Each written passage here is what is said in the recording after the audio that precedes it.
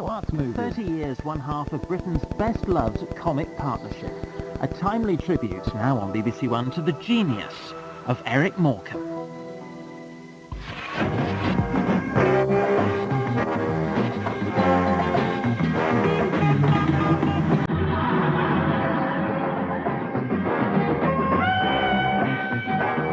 He made you smile.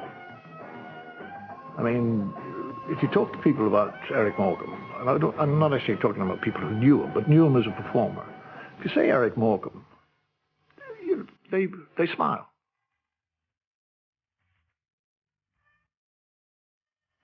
Eric? Oh, she's looking at me there. I don't think there was anybody in the whole of the British theatre who would not have given their eye teeth to work with Morecambe and Wise.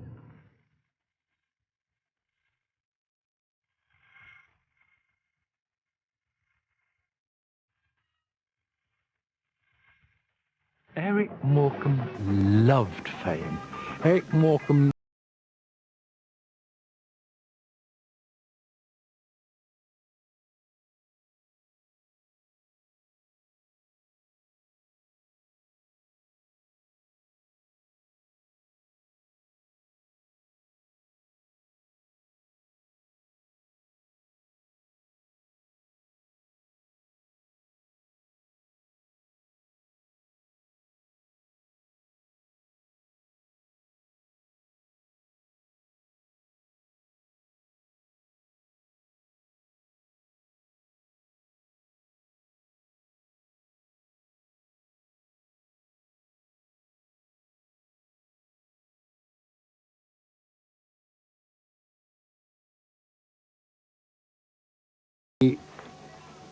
he knew he was being stupid.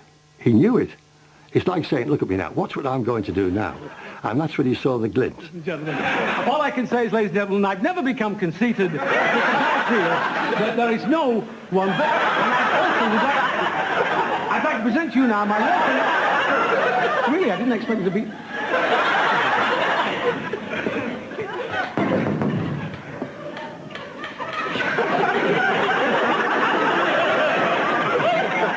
And what do you think you're doing? Not a lot.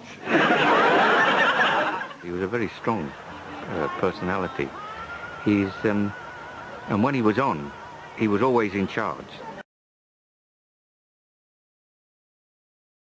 all those things, all that experience comes to the fore. So when things, begin to work for you, you have the ability to take charge of that. And he had that in abundance.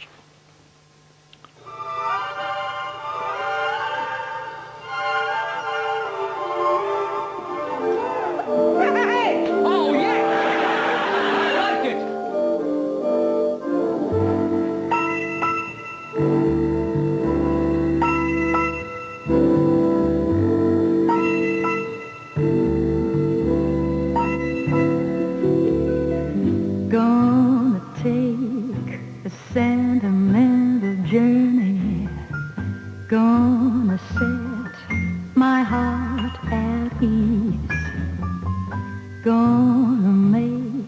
Well, he was very proud of Morecambe, proud of his roots. The family came with him sometimes, but he came a lot of times on his own, and Mike the chauffeur brought him up but there was something that appealed about Morecambe. I don't know what it is, some aurora or anything, what you call it, just attracted him back to Morecambe. Like a child in wild anticipation, I long to hear that all aboard. 7, that's the time we leave at 7. I'll be waiting up for heaven.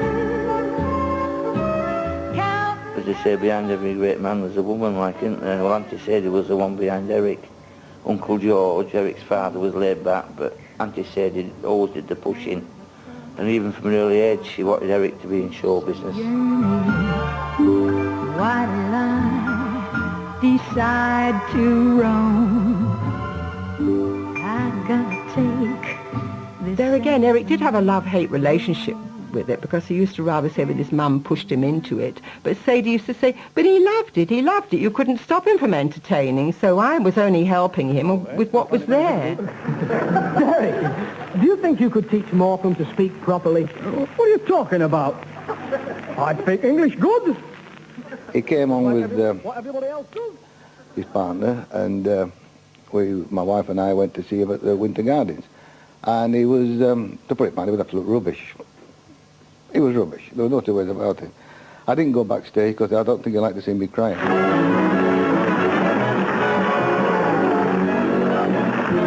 Probably with a better script it would have been all right, but it just didn't gel. Not that I know a great deal about showbiz, I don't, but it just didn't get together. Don't think me rude, but I should think this is the first time you've had anyone in the show who can really act. They were a very good, solid comic act, and they did the second spot and then a main spot in the second half. I'm always the same.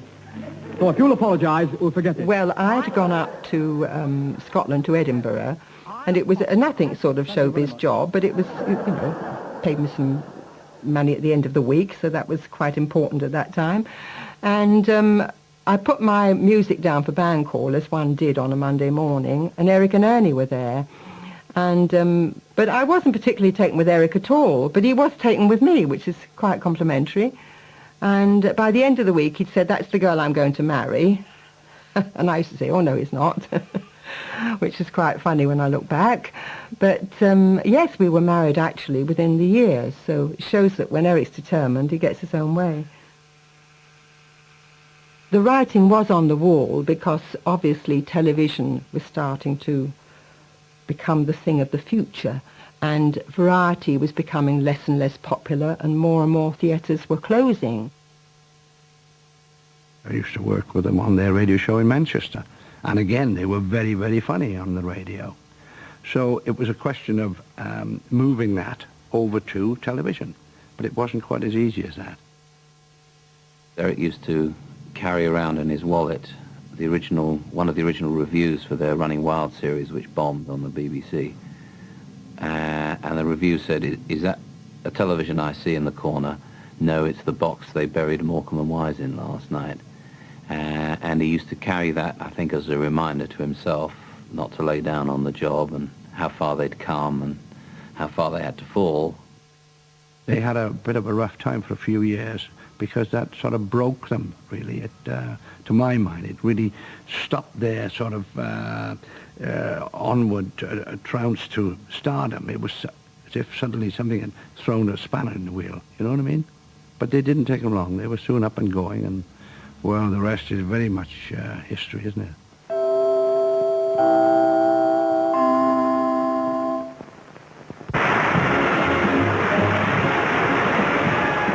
We are... They paid their dues. They worked the dumps, they worked for nothing, for pennies. They had old cars, they stayed in old digs. They had this disaster TV series which they got over. And suddenly people were seeing the genius of Morecambe and Wise, and especially the genius of Eric. It just sort of happened, it just flowed. It never stopped. Once they became popular and successful, it never stopped. Singing in the rain, just singing in the rain.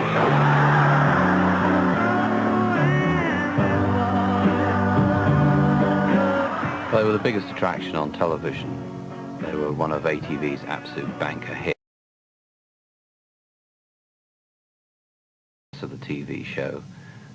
They would sell out in a matter of minutes, like a pop show. If they're going to do concerts, pantomimes, summer seasons, they were just huge.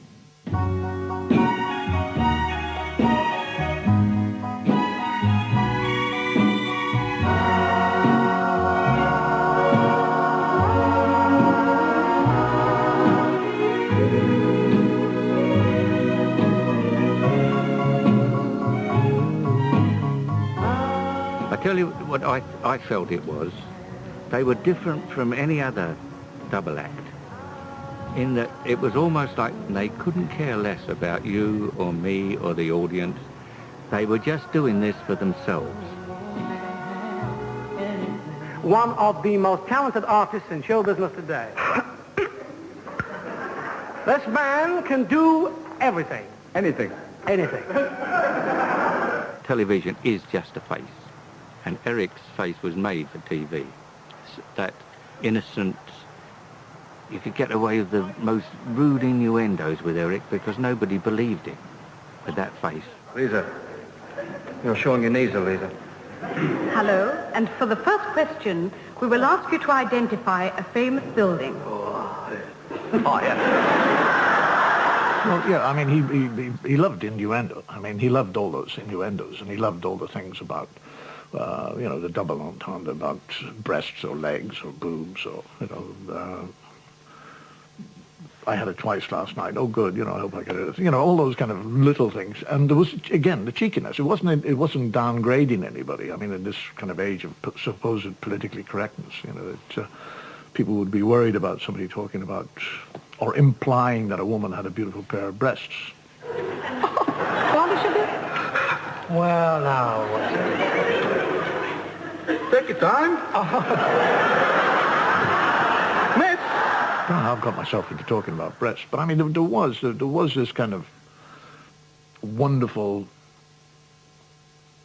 ability to convey the message very much on a clear line without saying the words. A total set of another vocabulary altogether, but the implication was, and the audience just went with the implication rather than with the words. And for my final question, Mr. Morecambe, tell me, do you ever suffer from improper thoughts? No. I rather enjoy them. Yes. He took very seriously the fact that they actually were loved by the public. They weren't just liked, they were actually loved by the public, and he took that very seriously. This is BBC Television. Oh, here we go. Right, okay, love. 1TK43.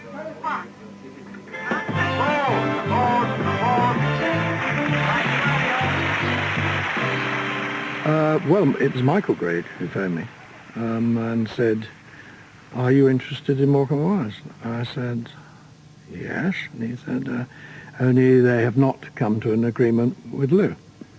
And we are making inquiries for an alternative source of employment." So I said to him, "Stay where you are, I'm coming up." You'll be telling me next you've heard a voice from the other side. I have. It was Lou Gray, but the money was no good. Lou had them from the beginning, and I think wasn't that happy about jumping the salary to reflect their new status, because, you know, he'd paid them a growing salary from series to series, but their demands were now, they believed they were worth a great deal more, and they wanted to be paid the rate for the job.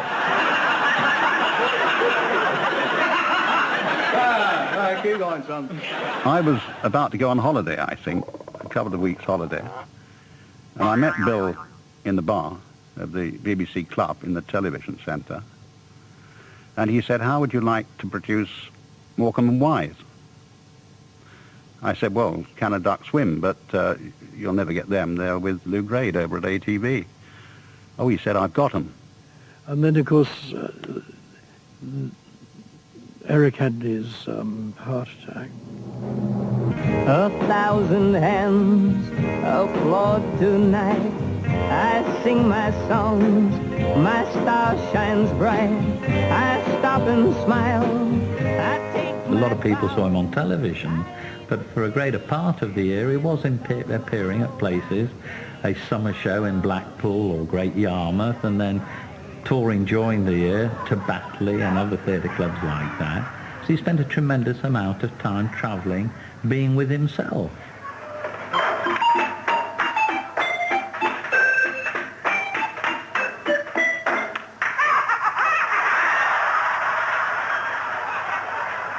Well, what happened, that was a night, in fact, that we were going to go out for dinner after the show. And about half an hour before him going on stage, he came and he was looking a bit green. He said, "Bobby, I don't feel that good. I've got this pain in my arm. My fingers are tingling." I mean, I realise now But at the time, you know, one doesn't think. So he said, do you mind if we don't have dinner tonight? We'll do it perhaps tomorrow night. I just want to get back to the hotel straight after the show. I said, not at all. I said, but don't go home if you're not feeling well across narrow country lanes. Go through the centre of Leeds. He said, I think I will. And in fact, you know, this is one of the things when he got into Leeds, virtually just into the city, is in fact when he had this terrible heart attack. This was the man himself, because he turned this into a routine later on. And he'd had the heart attack in the car and he couldn't drive, and he managed to get the window down. And he kind of sat there waiting for some passerby to come along, hoping that somebody would come along before he died. I had a Jensen in those days, and I said, do you feel you could take me to a hospital? I don't feel very well. I'd like to sign myself into a hospital. A fellow called Walter Butterworth, I'll never forget him. Wasn't his real name, but I'll never forget it. And he said, yes, oh, aye. Hey, you're Morton and White. And I said, oh, Morecambe and White, yes. So he said, oh, well, I've never driven one of these. Can't be the territorials, I've only driven a tank. And when Eric, you know, he was telling me this, and I thought, Jesus, the man nearly died, but he has the ability to be aware of that. And even when it's happening, say, Jesus, there's some funny stuff here. So he takes me to a hospital. The next thing I know, I'm being injected.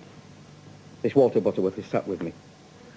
And I said, I'd like to say thank you very much for all your help and everything. He said, oh, that's all right. It's been a pleasure. He says, my mates won't believe this. He says, and this is the exact words he used. He says, will you do us a favour? I said, what? He said, before you go, will you sing this? Remember that?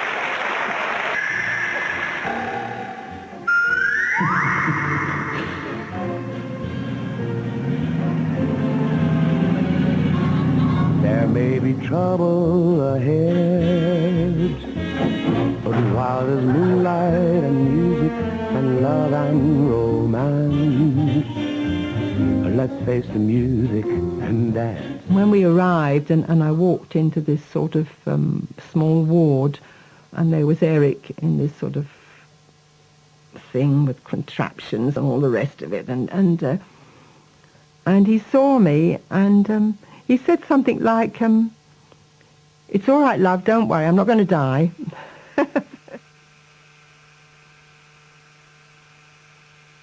But straight after the heart attack, when he was recuperating at home, he was allowed to take little strolls, little walks, and I used to go with him sometimes, always scared about it, because he'd walk very slowly and very easy. And he became very conscious about everything around him, like he knew he had a second chance. Well, we played it down, but in actual fact it was a massive heart attack, and it was all very much played down. But I think it was a combination of a lot of things, his heart attack. You know, it went back probably to the days during the war. He was one of these, it was a Bevin boy and put down the mines. And then he was moved to mines that were actually condemned. But then being in show business with that sort of nervous strain and also being a compulsive smoker. He was a nervous smoker too. He would only smoke half a cigarette and then put it out. But nevertheless, I think they all contributed. So he became even concerned about things like his fishing, which he adored, and you know, adored right through his life, as a child to man. But he became worried about hurting the fish and things like that, which is very unlike him. He was much more, he could be much more together than that and much harder about life and just get on with it. And then, of course, what happened is he got better, and then he got put back on the treadmill, and all that went out the window, and he went back to how he was.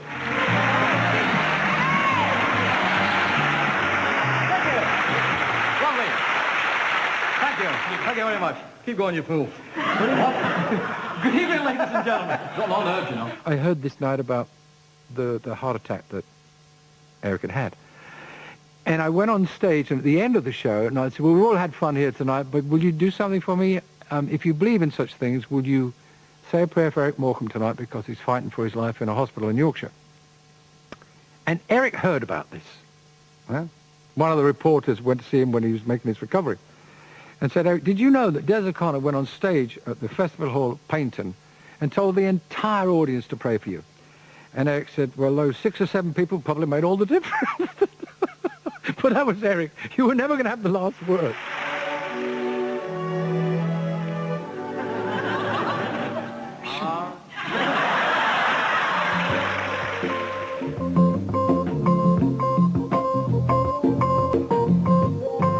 Lou Grade at ATV wanted us to move over because he had some big American shows to be done, and he wanted Dick and I on it. And we went to see him and said, we can't do it because we've got to do Morecambe and Wise. And as he said, Eric's had a heart attack. He's not going to be working for a year, and we really assumed that ourselves.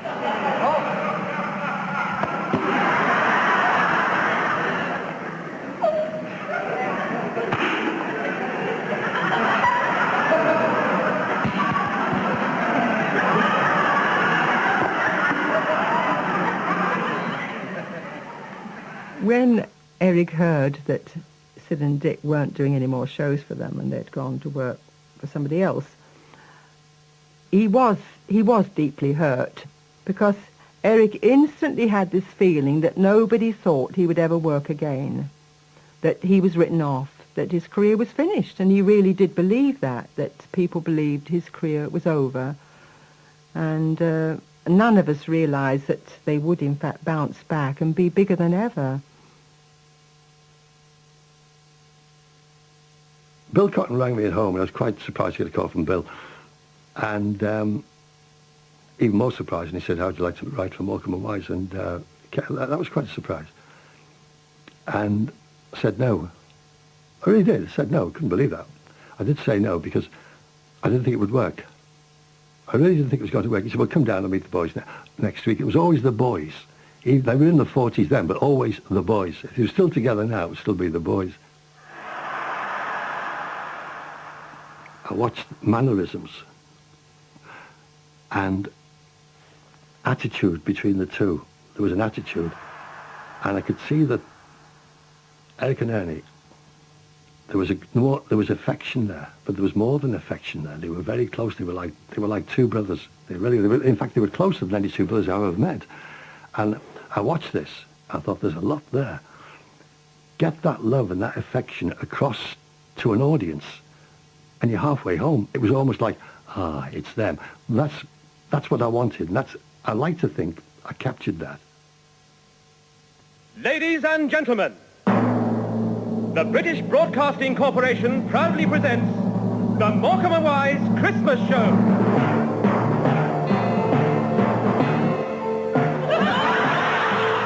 Diamonds are forever. They are all I need to please me. They can steal, they can tease me. They won't leave in the night. I've no fear that they might desert me. Diamonds are forever. Hold one up and then caress it. Touch it, stroke it and undress it. I can see every part, nothing hides in the heart to hurt me. I don't need love, for what good will love do me? Diamonds never lie to me, for when love's gone, they luster on. Diamonds are forever, sparkling round my little finger, and like them the diamonds linger. Men are mere mortals who are not worth going to your grave for. It's funny with the Christmas show, because even during a summer holiday, Eric would be thinking of ideas for the Christmas show. and suddenly think of, I know who we could have as a guest. You'd get this, you know. And particularly when it came to numbers, routines, numbers, and you'd suddenly think, we could do a great routine to such and such a musical, you know. There may be trouble ahead, but while there's moonlight and music and love and romance. Let's face the music and dance! I always remember him in Portugal performing on the patio to me the sketch with Tom Jones and the yeah yeah yeah with the girls at the back, and he'd play the song and he'd be telling you what Tom Jones would be doing, what he and Ernie would be doing. Christmas show was a killer. Your sister? My sister, yeah. What's her name? Doris. Doris. Doris. Not Doris, the one with the big withers. Yes. People were judging the quality of their Christmas on the Morecambe and Wise show. If they didn't like the Morecambe and Wise show at Christmas, they had a bad Christmas. And this is an awful thing to have hanging over you. You know, this added to the pressure. It didn't help. But then it was again gratifying to see 28.5 million people, but the pressure was enormous. When the show came on, everyone used to sit there and we'd all watch. It was just like a big happy family. I always remember Dad, he used to laugh so much at himself on TV. I always used to wonder, why are you laughing? Because you know what's going to happen next. But he used to sit there and just laugh his head off. I never felt under pressure that I had to laugh. Afterwards, he would obviously, he would want reassuring that you thought it was as good as last year and that it was really good and all that kind of thing, which was easy to do because I genuinely felt that they were. And then it would sort of be a wind down. Morning, stand up. Morning, stand up. Morning, stand up. Stand up. Morning, stand up. Morning, stand up. Get your morning, stand up. Well, I was waiting for a phone call. I suppose I was about 18, 17, something like that. And I'd heard the phone ring and I'd gone upstairs and I heard the phone answered. And a couple of minutes later, Dad was at the bottom of the stairs. Gail, that was the phone. So I said, all right, I'm coming. No, they've gone. Who was it? I'm not sure. It was a fella. So I said, well, what's he gone for? Well, I answered the phone and he said, can I speak to Gail, please? And I said, I'm sorry, there's no phone here. And he said, oh, I'm terribly sorry, and hung up. And I wasn't happy. But I mean, he always did things like that in such a likeable way that you just end up going, oh, Dad. And that would be as far as you get, really. What was hard for me as a younger person to cope with was sharing him with friends and having to share him with the public at large. It grated with me, and I know it grated with my sister a lot. I think also because he could drift into just being Eric Morecambe, the performer, when people came round, and then be just my dad and friendly and easygoing and quiet and almost not want to be disturbed. So you did tend to feel like, well, let's go into another room. He won't see us sneak into this room. I sort of tended to gear myself around avoiding him. I think that when he became Eric Morecambe the performer, which was probably very different from his actual more relaxed character, you did feel that you were living in this kind of Twilight Morecambe and Wise world, and that you had a sort of walk on part, really. When I was just a little girl, I asked my mother, what will I be? Will I be pretty? Will I be rich? Here's what she said to me. Que sera, sera, whatever will be, will be. The future's not ours to see. I think that it was easier for me in a way to be closer to Dad. I think there's all the usual things of being the firstborn and the girl. And I was very extrovert and lively. And I think Gary was quieter and more introverted. And I notice now that whenever we talk about Dad, he talks a lot more about Eric Morecambe, and I talk more about Dad. I haven't really registered his professional life particularly, whereas Gary can tell you dates and where he was, partly because he's written about it, but partly because that's what he's homed in on, I think. Gail was a nursery nurse for children in care, and I used to say to Gail, don't get me involved, Gail, because I'm too soft for this. I can't be doing with this. But of course she did get me involved, because she would bring them over, all colours, all shapes and sizes, and you'd end up with these children here to give them a treat, because she wanted to get them away from the home in London.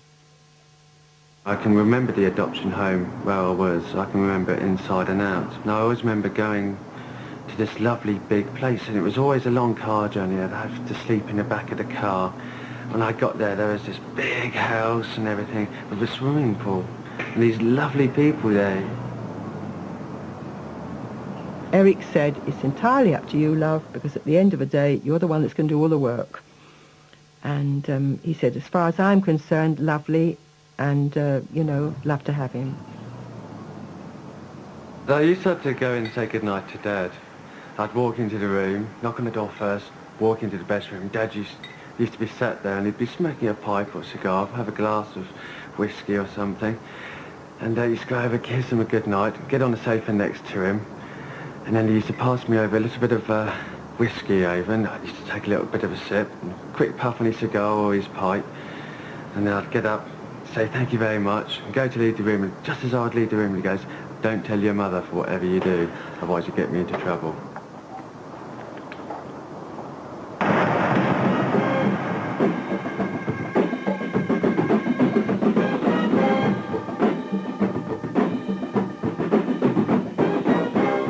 I think a feeling of desperation crept in to finding new ideas and new material.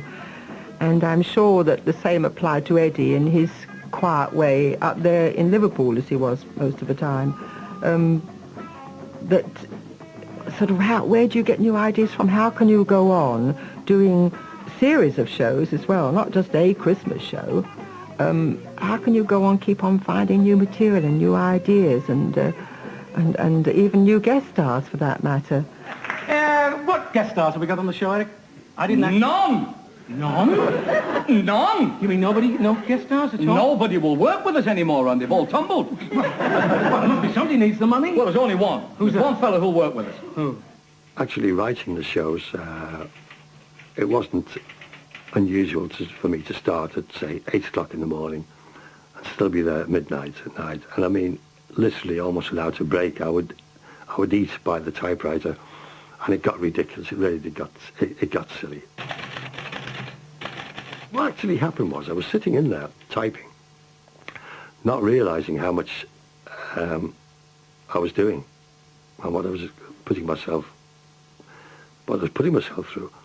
I actually happened to look down in the corner of the room, and I saw this hairy thing going across the floor. Just a ball of hair. And I saw this thing. I actually saw it. I could have knelt down and touched it. It was so real. And I realised then that all wasn't as it should be.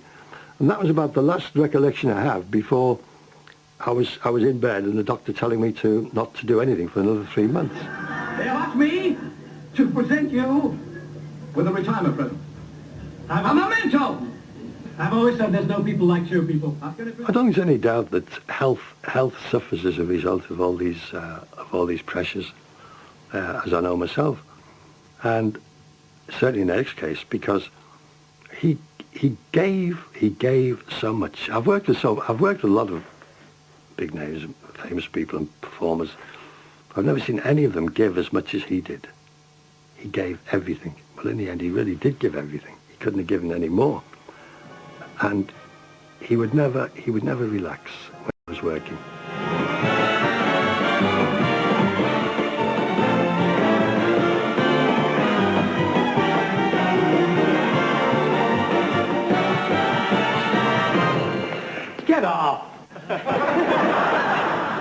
Coming home from a TV show, you know, or BBC or ITV, whichever one we're actually doing at the time.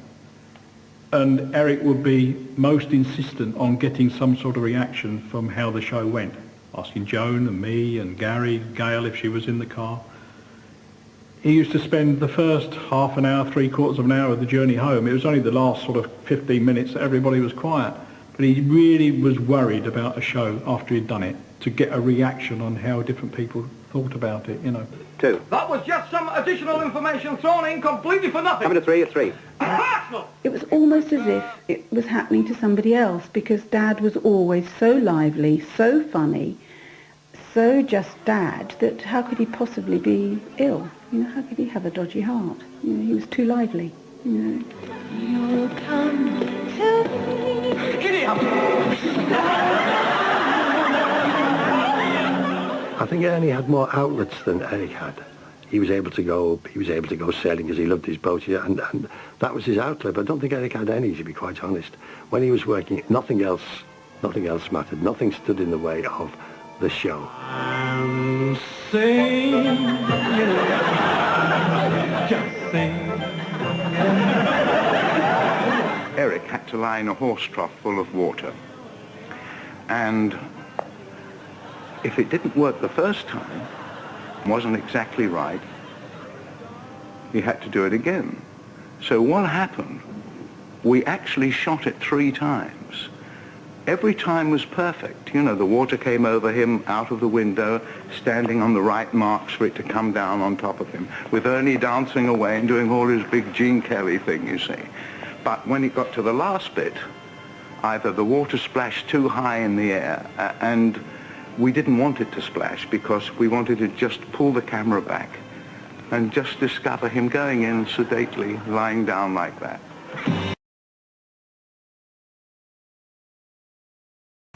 It was a period when Eric wasn't feeling too well, and with a heart condition, we didn't want to risk things like pneumonia and things like this. So we got him dried straight away. The time wasn't taken with them rehearsing it. They went through perfectly every time like real pros. The time was taken just changing him, drying him down so that he didn't catch a cold.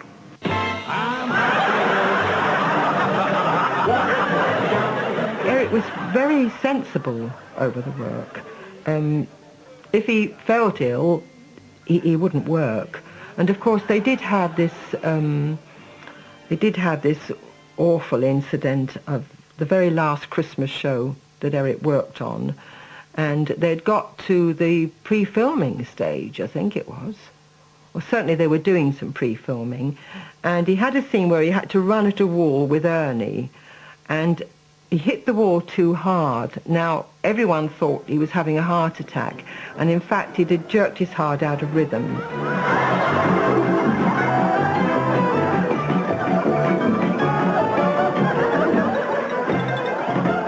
Then there was this big thing about, it completely undermined his confidence. Should he finish the Christmas show? So now you're torn in all directions. If you don't finish the Christmas show, you've let down so many people, you've cost everyone a lot of money, and haven't delivered the goods. And yet there was this fear of, if I go back, will I see that show through? Will I manage it? So he was I think that was probably the most difficult decision that he ever made, was on that particular show. And of course he did ultimately go back and he did finish the show. But he wasn't keen about it. These had glasses. You see, because it could get hurt. They could break. They could. Yes. No, he's got a point there. I have got a point there. Yeah. Well, he should take them off. He could do that. Of course. Yeah.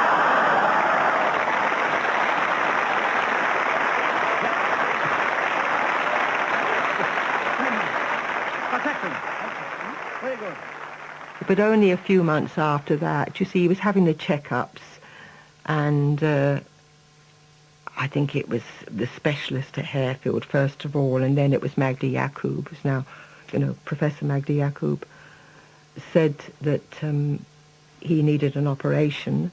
And actually it was really a matter of life or death then. If he hadn't had that operation, then he probably wouldn't have lived another week. But of course you don't realise that.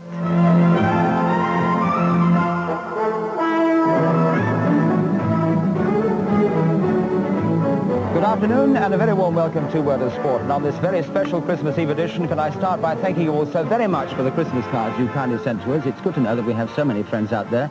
It's also good to know that we can spend a bit of that Christmas with you. Today, although our programme is short... Oh, excuse me. Sorry I'm late. You've arrived? Yes, I was on the last plane. Eric was really quite ill, and he decided he wanted to get away and just quietly come somewhere that he could hide.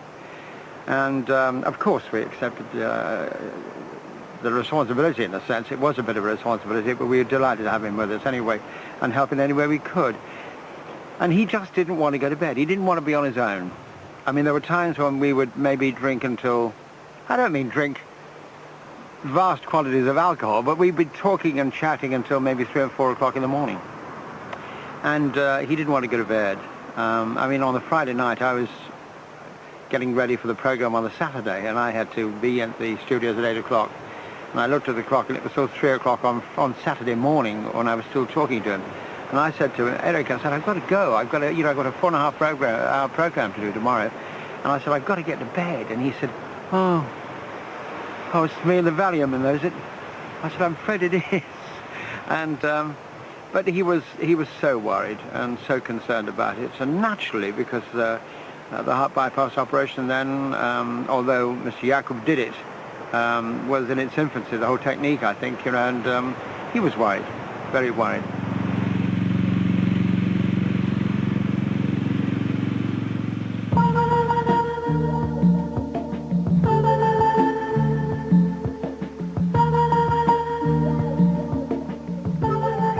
When I first met Eric with Dickie Davis, Dickie left us and we went off to the river.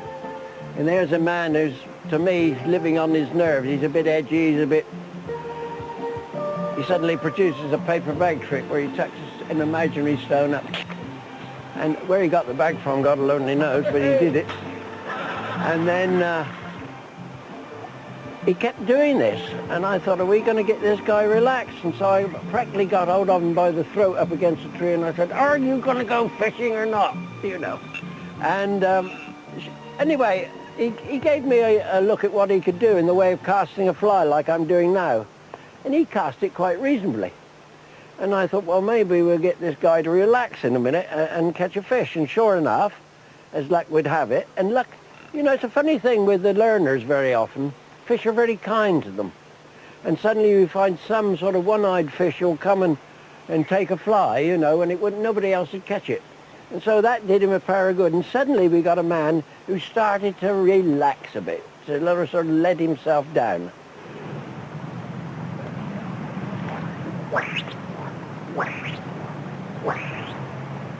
I remember that the night before he had the surgery, I visited him at Harefield Hospital, and he said he'd actually cried the night before, and he said that's the first time in years since like he can remember that he actually physically cried. And I remember saying to him, well, why did you cry? And he just said, I felt so angry that I could have had so much success in my life, and that this has been here kind of like a punishment just to bring me down to earth.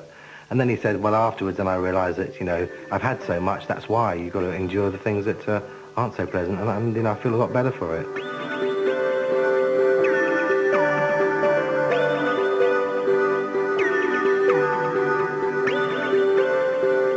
The way he did things, he really thought about every little detail, and to do that, I'm sure he just called in on all his reserves, and that could have an effect on the heart.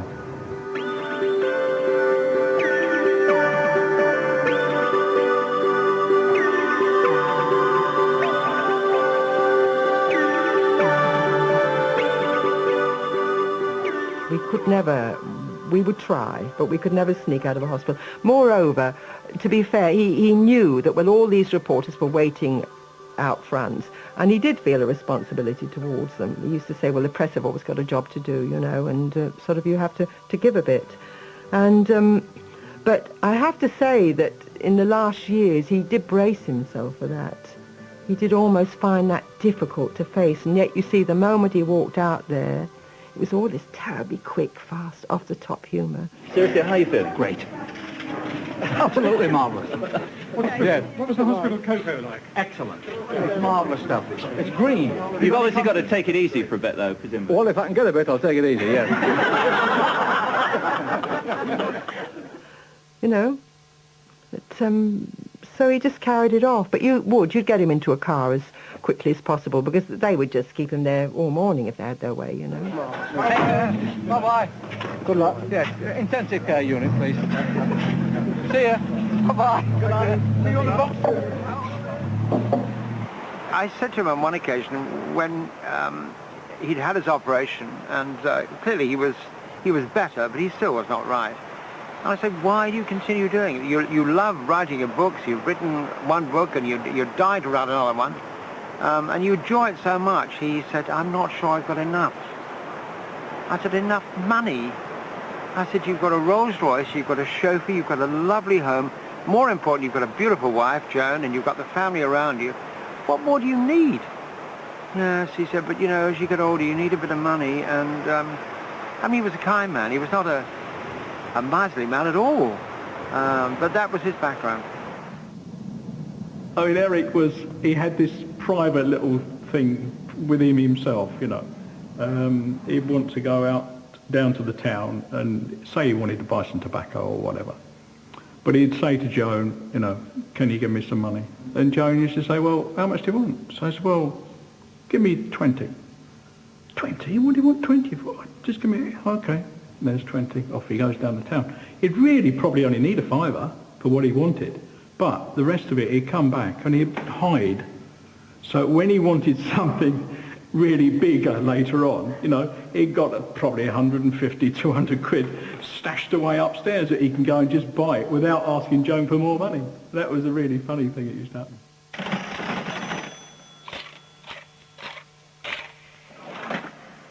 He did keep saying, he did it when he'd had a triple bypass, when I was down at Thames working down there with them. He'd say, oh, well, I'm perfectly all right now, you know, I'm... in a way, of course, he wasn't perfectly all right, really. I mean, I think when you've had a triple bypass, you shouldn't really go on and suffer the stresses of television, because I think it may be, as it proved, perhaps, you know, a bit of a chance you're taking. You're waiting for your Christmas present, aren't you? If you want, well, I've got one for you. Yeah, special one for you. It's not a stretcher, is it? Just wait there, I'll be back. 2 ambulance men will do. Oh, no. Many people try to advise him to retire, for example, and I didn't think that was... Dad always used to keep telling me that I was going to miss him when he'd gone.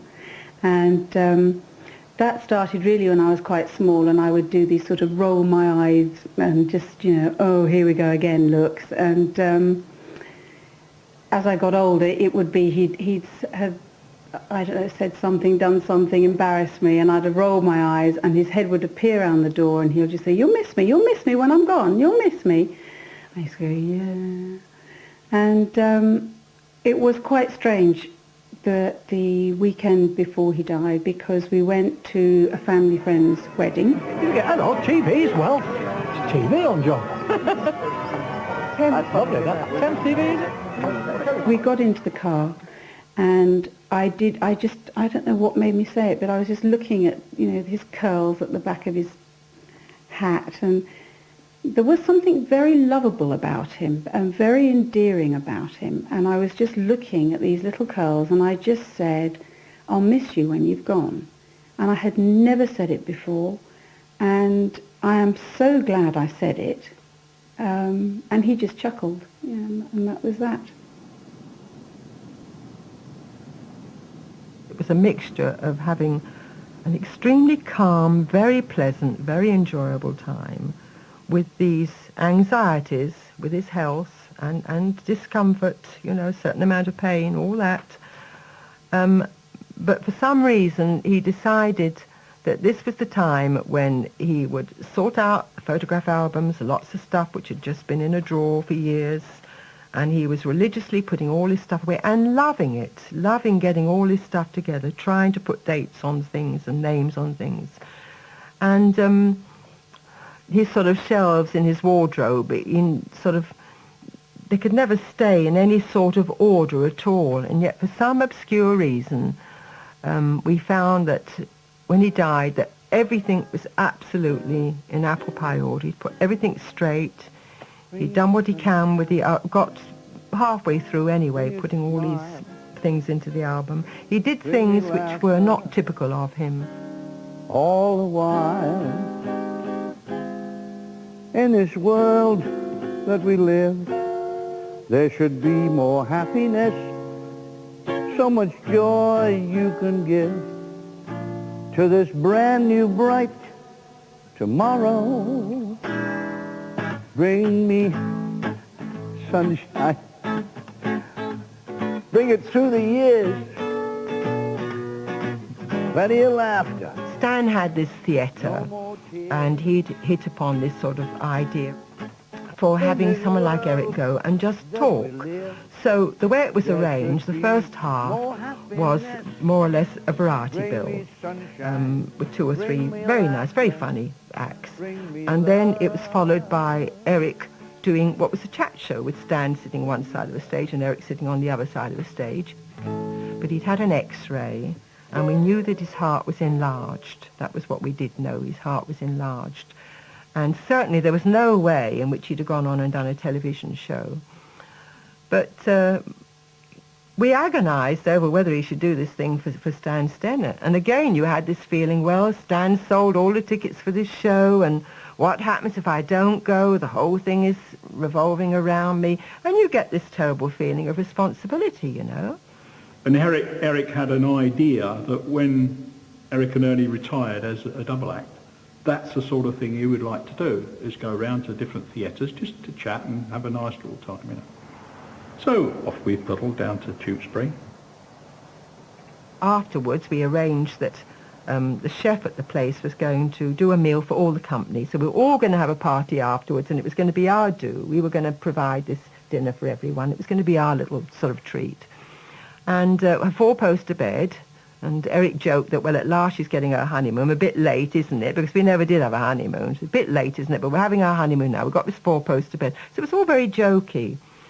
The weather was atrocious. When he came onto that stage, when I introduced him there, the place was packed. And, of course, it fell apart when he came on stage. That was it. They all stood, and he came in, and he sat down with me. It was a most memorable evening after the introductions, and he eventually came on. He was spellbinding. And he talked about things that he hadn't spoken about in years. Some things he'd never spoken about before at all. We talked about people we'd met, and eventually got on to Diana Dawes, who was a great friend of ours, mutual friend, who'd passed away that year. And eventually the talk got on to Tommy Cooper, who had also that year left us. And Eric said, well, you know, when I got to go, I hope I don't have to, I don't want to die in front of an audience, you know.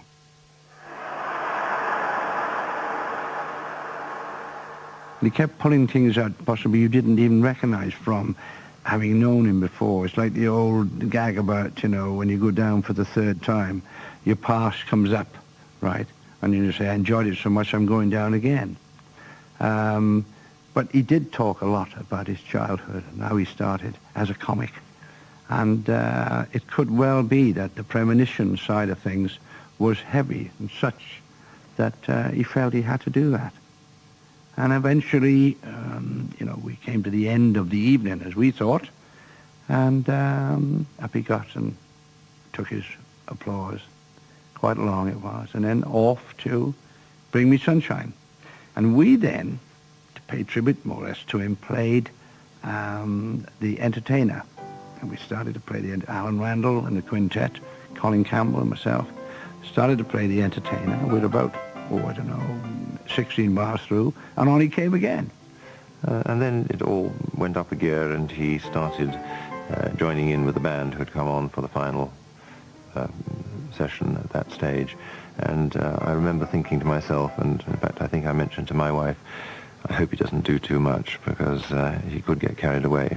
And unfortunately he did. He seemed to join in with playing the glockenspiel and playing on the drums, and he was just his old self, and it was so lovely to see it, but all the time I was worrying about it.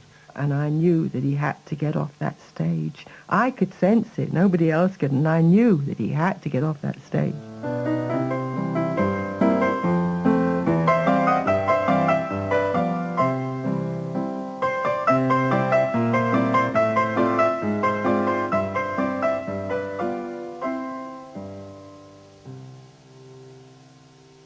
And then he took his final bows and came out 2 or 3 times and did one of those lovely arms and legs around the curtain, and eventually just disappeared, and the audience went on clapping. And he came off stage, he passed me and gave a big sigh and said, God, I'm glad that's over. Went to the back of the stage, and that was it. At that point, I saw one of the stage staff look round the corner of the curtain.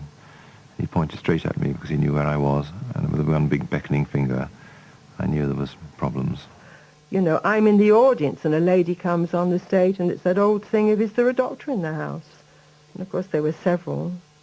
And of course we all dashed round there. And I always knew that that was going to be the end. And I just went out of it. I went into another room, as they say, you know. I just couldn't take it in, and I knew somehow that he wouldn't survive that. This theatre suddenly went as silent as it is now. And it was as if everyone suddenly became mute. And I just said, well, ladies and gentlemen, you know, the doctor's with him, and we're going to get him off to hospital. And people just got up and walked zombie-like out of the theatre. It was the strangest feeling one could ever imagine. Everybody just went very slowly, but they all went, as if they knew something, you know, dreadful was about to happen. The ambulance was there, and they had the electric thing that they put on the heart, and they got the heart going again. And we got into this ambulance, and on the rush to get to the hospital, they had to use this electric device to keep him going. And we got there, and they were waiting for him. He was rushed into the intensive care. And for a moment I thought, he's going to make it. He's beaten it again. He's going to make it, you know. You really thought that. But he never actually really came round. He never sort of came fully conscious. But you feel that when you're sitting there with him, you feel that you should be quiet, that you should, when I let him rest. But then the nurse said to me, she said, talk to him. She said, you know, try and get him out of it. And so I'm saying, Eric, you see, and you feel that you're doing something wrong in sort of half shouting at him.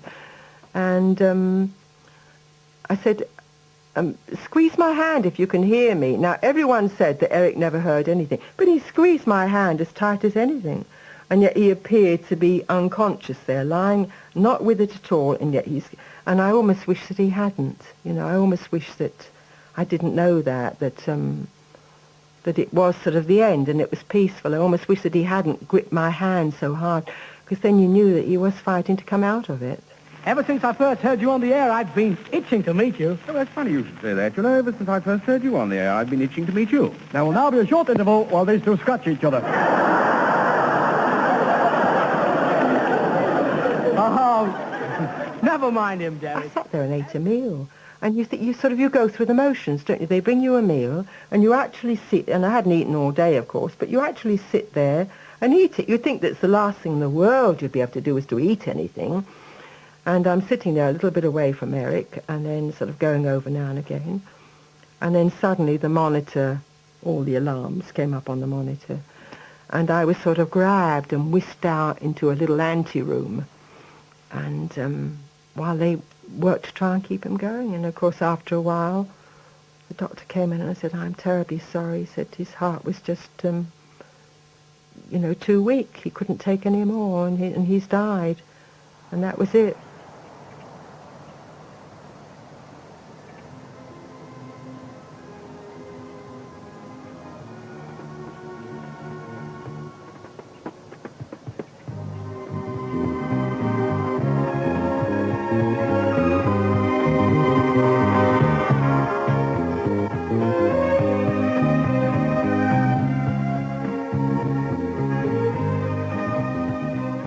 They had a wonderful tribute at the Palladium, and we all went on. And everybody was going on doing their party pieces, but they basically were entertaining. But that night, I walked on to the ground and I said, I don't know what I'm doing here. They're all saying nice things about Eric. He never said anything nice about me. He insulted me once for 15 years. And it worked good. And Joan was in the box, and the royal family, some of the royal family were there. And I just felt I wanted to find a way to say one last little personal thing to him. And I remember I was driving into the Palladium, and I came in about 6 o'clock at night, and the Christmas trees were out. And I went on that night, and as I came past the lights tonight, and it seemed to me that one of the brightest lights, or if not the brightest light on a Christmas tree, has gone out. And as I said it, I felt this emotion starting to well up, as I'm feeling now, starting to well up inside of me. And then I had to go and sing this song, which I did a parody of There Will Never Be Another You.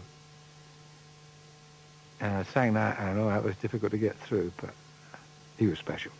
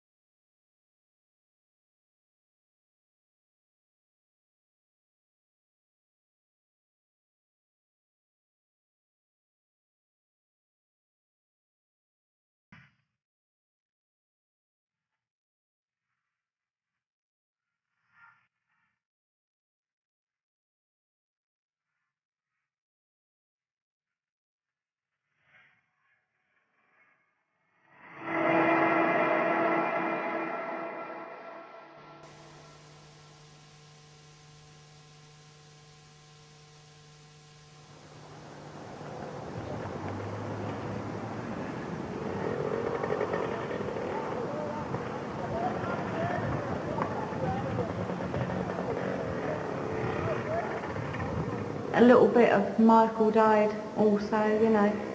It's hard to explain, but just certain things that Michael used to do that you don't seem to see him do it now. He doesn't seem quite, I don't know, contented with his life like he was in the days that he was chauffeuring for Eric.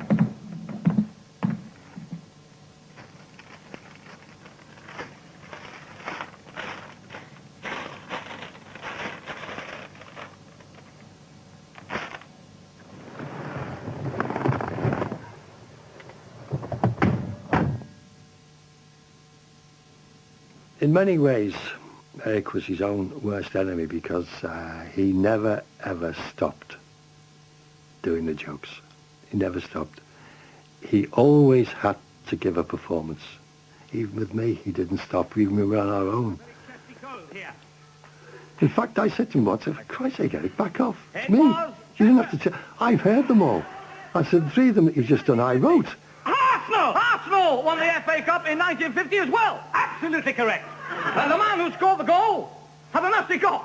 Congratulations, Mr. Memory. Thank you. Now, could you please tell me who was the English Prime Minister in England? Oh, that's clever. In 1801. Yeah, when I'm doing my truck driving now and I get onto long stretch of motorway, you do think about him. Down that big, deep pit, William. You think about all the funny times and the things that make you smile. Like I can sit there now in the truck and just burst out laughing after a memory of Dad. No! Think again. William Deep. No! William Pitt. So yeah, we do think, well, I think of him a lot. I'm sure everyone else does.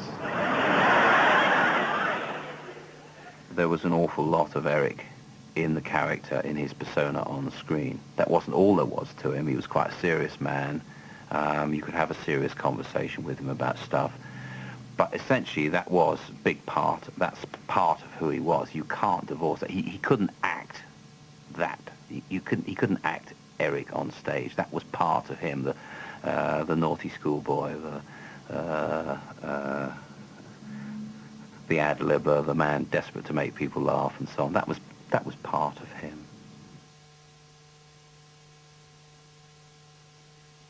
Eric said, again, lots of words of wisdom that last few days. He said, you know, if anything happens to me, he said, you must never reproach yourself. He said, because he said, you've been a wonderful wife. He said, and I've had a wonderful life. He said, I've had a marvellous life. He said, you must never reproach yourself with anything. All these things to say to you, you know. And sort of thanked me, really, for helping make him what he was. And sort of thanked me. As I was sitting there, doing my hair and my face in the mirror, there's Eric behind me, you know, coming out with these words, as if almost a sort of sudden thought, as if, well, I've got to tell her, almost as if he knew, well, it might, if I leave it, it might be too late, you know? You know, a bit of the nation died when he died, you know, there's just a bit that's gone. Thank goodness for videotape.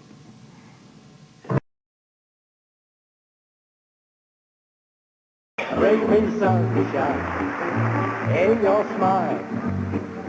Bring me laughter all the while.